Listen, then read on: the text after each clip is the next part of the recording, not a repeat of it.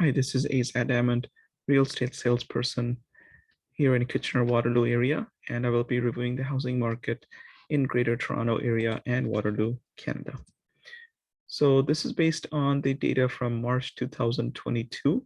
Currently, it is end of April, and once April information is there, then it will be updated accordingly. So generally, the perception is that the prices in Ontario, Canada are set to fall. People are expecting a crash of the market because the overnight rate set by the Bank of Canada has increased. It has recently increased from 0.25 to 1% in March. But I would like to go through different factors because interest rates are not the only factors affecting prices. And we'll talk about all these other factors based on which housing prices change. So I'm mainly focusing on Toronto, Brampton, Mississauga, and the suburbs, Kitchener-Waterloo area. It's only for this market. It may be different in other areas, but general concepts can be applied to the other locations too.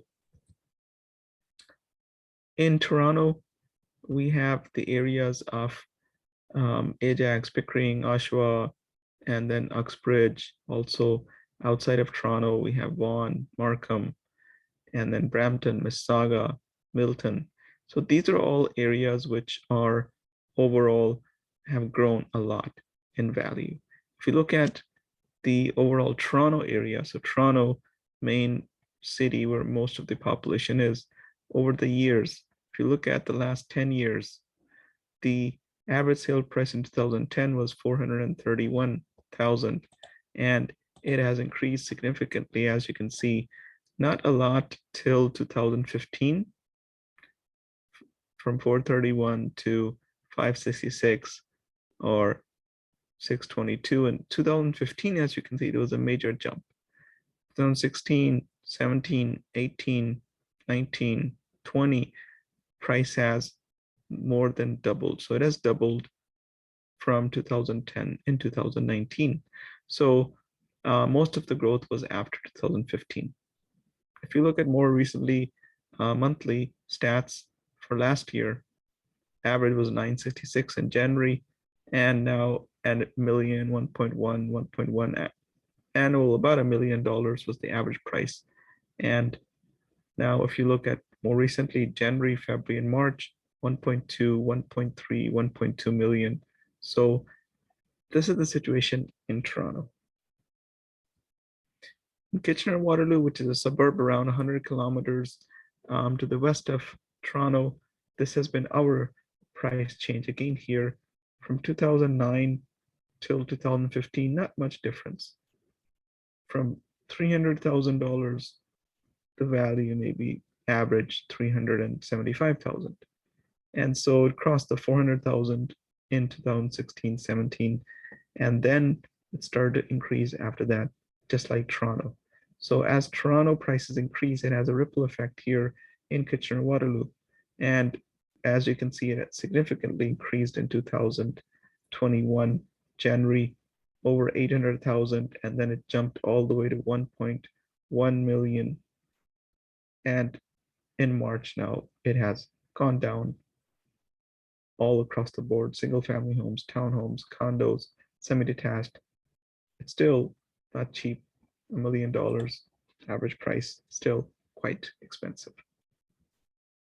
So actually the price of homes is affected by demand and supply.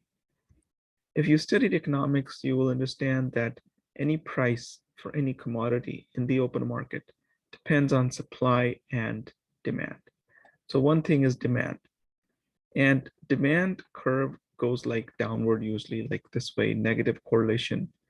So the demand will decrease over time based on the quantity available. So what we're saying here is, let's say here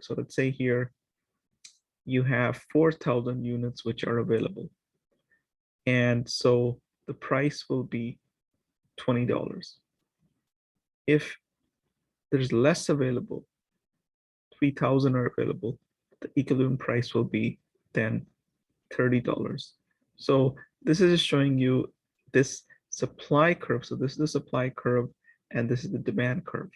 So where they intersect, that is the equilibrium point.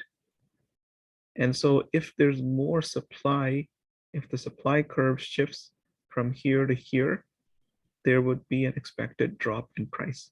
So that's one factor. That is the supply. If we have more homes available for people to buy, that is new homes and resale homes, then the price will go down. That will have an impact on the price here. As supply increases, the price will go down. And similar way, you can look at demand. If we were to increase the demand, the price would go up also. So this is a relationship which determines price. So we need to look at both sides of the equation, the supply and demand situation. So under demand and supply, there are different factors. For demand of homes, there are people who are downsizing, some are upsizing, some are moving from city to rural. There's the COVID impact and there's interest rate also. This affects the demand for homes. How many people want to buy a house? And supply is how many homes are available to buy. So all these things affect the supply. Cost of building a home, shortage of new homes, lack of land, zoning issues, transit issues, delay in building permits, municipal issues, and lack of digitization of the approval process. So we're going to talk about each of these quickly also. In demand factors, the first one is downsizers. People living in big homes are selling because prices have been going up, and so people are selling their big homes and moving to smaller homes. As some of them have become empty nesters, their children are moved out. So this drives up the price of bungalows and apartments. Smaller homes are also increasing. And there are older people who are living in retirement homes, and if their health allows them, they want to move to bungalows or apartments also because there's more risk of COVID in the retirement homes. So we can see that here, single family homes have increased in value in Kitchener-Waterloo, townhomes have increased, condos have increased, year over year, semi-detached, across the board, all of them increased. But this is in Toronto, actually, there's a big difference right now. If you look at the average price of a detached home in Toronto is 1.6 million. In Kitchener-Waterloo, it's 1.1 million. If somebody sells a similar home in Toronto, they can buy a similar home in Kitchener-Waterloo, and they could pocket a couple $100,000. Same thing with semi-detached, 1.3 million as average price. Here, you can get a semi-detached for around 877,000. So there's a big price differential there. And it's only 100 kilometers away from the city, a 1-hour drive. Same thing for townhomes. $1 million is the price in Toronto. And here in Kitchener-Waterloo, it's around 800,000. So as we can see, there are downsizers, and opposite, there are upsizers also. People who are living in smaller homes, they need to move up because their families have grown, or they want to move from apartments to towns. People working from home, they need bigger home, and so they prefer to move to the suburbs, and that is pushing the price up in our area. New immigrants, they usually have more children, they need more space for their children also. And there's also the concern of people who don't want to inhale cannabis smoke from their neighbors in apartments and townhomes. They also are driving the demand for separate homes. So this is pushing the price of homes up also.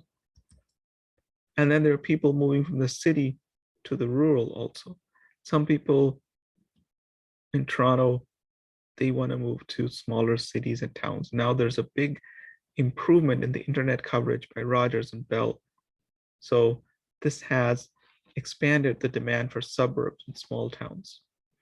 There are families who are moving to cottage homes, country homes. They are fed up with the city life. There's high crime in Toronto area, traffic issues, social issues in the big cities. And then there are the encashers, like we said, who are selling their apartments or semi-detached and buying detached in suburbs due to the price differential. There's high inflation now. The CPI is 5.7%. So people are selling their homes or refinancing, and they're getting the cash available and using that money for covering their higher expenses. And some people also, the driving force also is they want to grow cannabis in their backyard. 4 plants per residence are allowed. And so people are moving more to townhomes and detached with the backyards. So overall, the cycle is that when there's GDP growth, there's job growth. As we see here in Kitchener-Waterloo, there are more job opportunities now with Google, Shopify, OpenText, so many other IT companies. And so there's population growth. People are moving here. And then there's also more demand for rentals. And the higher rentals, then there's less vacancy in the rentals. And so there's higher rents also here in our area. If you want to rent small house or a townhouse, it's very expensive.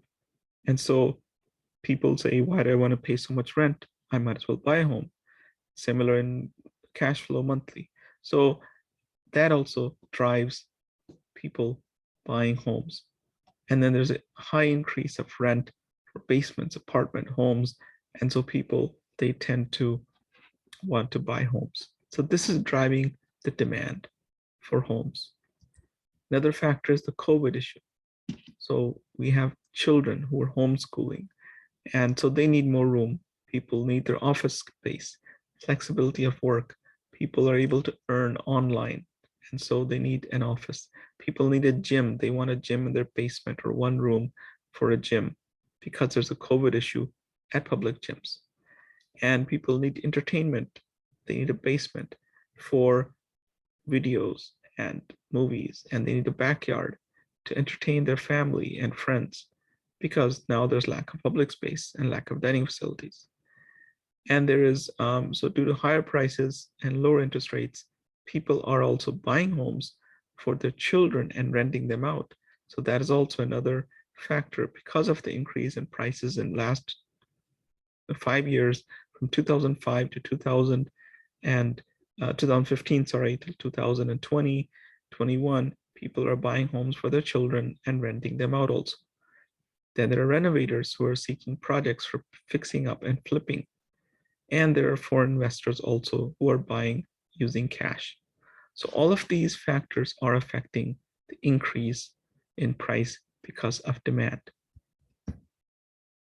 And furthermore, yes, low interest rates have also driven the price, but there's a low correlation. If you look at the interest rates, 2011, the overnight rate for the Bank of Canada was around 1% from 2011 to 2014. From 2011 to 2014, we can see there was not much of a big change in the price. In 2015, the government reduced the interest rate. And so in 2015, that affected the overall price of homes started to go up. Then the government kept the rate at 0.5.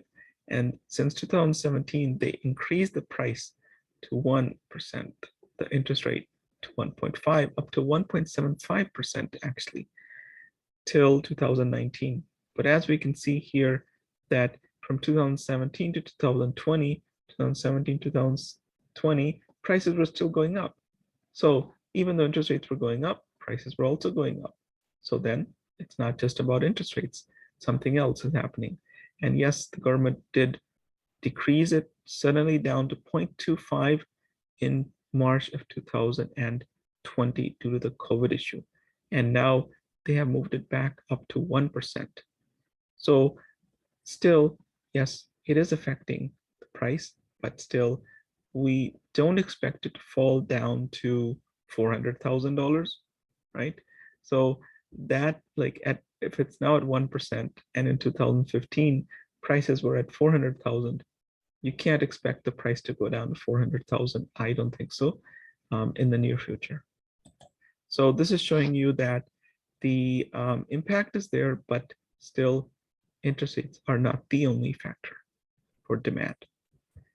The other factor, major issue, is supply of homes, available homes. There are a lot of factors restricting the supply of homes. It's very expensive to build a home. builders have increased their prices now also. Detached homes, $1 million, townhomes, 900,000. So their prices have gone up, and so resale prices have also gone up. And so the price you pay to buy or rent a home is driven directly by how much it costs to build it. And so the costs have increased also a lot. And why is that? Number one is labor. People, tradesmen also are hard to find, and they have also increased their demand of their salaries. And then the cost of raw material has increased a lot. Then there's land cost, government fees. So if you ask any developer, they will tell you that development charges are a special pain point. So it could be as high as $135,000 per home could be the development charges. And in some municipalities, development charges have increased as much as 900% in less than 20 years. And so as development charges go up, prices of homes go up. And the development charges on a semi-detached are same as that for a luxury 6,000 square foot home. So these are factors which affect the cost of building a home. And so the new homes prices are going up also. And also there's lack of supply. Canada has the lowest number of housing units per capita of any G7 country, and Ontario's housing shortage is worst in the country. The province needs to add 650,000 units just to reach the same per capita average as the rest of the country. And so the target should be to add 1.5 million homes in the next 10 years. So there is a report issued with 55 recommendations for this. But how much is going to be implemented, we don't know. One other factor for availability is the green belt. The green belt was set up in 2005, 2004. So this is Toronto with all the development here, Peel and Toronto. Outside of it, all this is protected green land. As you travel from Toronto to Kitchener-Waterloo, you will find from Milton till Kitchener-Waterloo, there are hardly any homes, no development, no towns here, because this is the green belt. And only Georgetown is here in the green belt. Otherwise, there's not much development in this green belt, and this goes all the way around to Niagara Falls. So this is a big restriction. There's 800,000 acres of land which the government restricts building on it. And same situation is in Ottawa. And that affects home prices also, because builders cannot build homes outside in the Greenbelt area. Another factor is land zoning. 70% of land zoned for housing in Toronto and 50% in Ottawa is restricted to single family home and semi-detached home. So homes are not allowed to build extra units or accessory apartments or basements. So this also affects the prices. And then there's transit issues. So our highways are not that much developed, and then the bus service and train service is not quick and fast. And so if that is improved, that can also affect the prices of homes also. But right now, there is a big concern about the highway infrastructure in the GTA area. Another factor is delay in building permits. So in a survey of 23 cities in Canada, Hamilton, Toronto, Ottawa, they were seriously lagging. It could take 20 to 24 months. So 2 years it takes for a builder to get approval for building, or even if you want to build your own home, or you want to be building a lot of homes, it can take you 2 years to get the approval. And that includes, this time do not include building permits, which can take about 2 years for an apartment building in Toronto.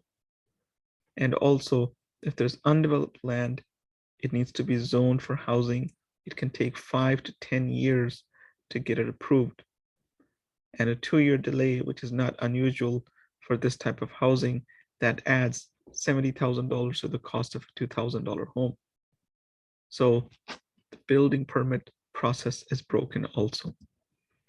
And municipalities are responsible for their own infrastructure. And there's a major barrier to new housing projects because of infrastructure, utilities, gas, electricity, roads. And so there's a lack of coordination between federal, provincial, and municipal departments. The federal government sets immigration policy, which impacts population growth and many tax policies. And the province has a framework for planning, approvals, and growth that municipalities rely on. And it is responsible for many other areas that affect housing supply, like investing in highways, training workers, building code, protecting environment. But municipalities or cities are on the front lines, and they need to translate the federal immigration policy, the provincial guidelines, other factors into their official plans.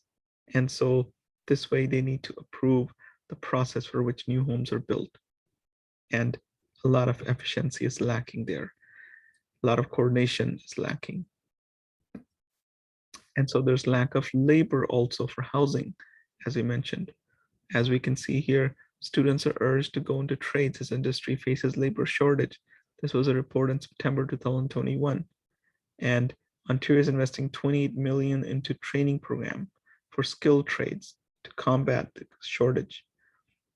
And so unions and builders are working to fill the pipeline domestically and recruit internationally. But there is a gap of about 350,000 labor for trades in Ontario. There is lack of digitization of the modernization of the approval process. As some large municipalities have moved to electronic tracking of development applications or building permits, but there's no consistency. And so every municipality has their own process for housing approval. And so it slows down the process and leaves much to be addressed. So this whole process is also broken. So as we can see, we discussed about these demand and supply factors. They all affect home prices. And so the major factor is supply of homes. If Ontario can build more homes, quickly get permits approved, if more land is available for building, zoning is available, better transit is improved, then we can see house prices go down with more availability. The demand will always be there. Demand is going to be there because people need to move to bigger homes or smaller homes. People prefer detached homes, townhomes. And so these both factors, they affect the prices. And unless both sides are not controlled, it will be very difficult to manage the home prices. So the government can help by improving the supply of homes, and that will ultimately affect the overall availability and the price of homes. These are some of the references I've used in this. Hopefully this has been useful for you to understand this situation. Thank you for your attention and have an excellent day.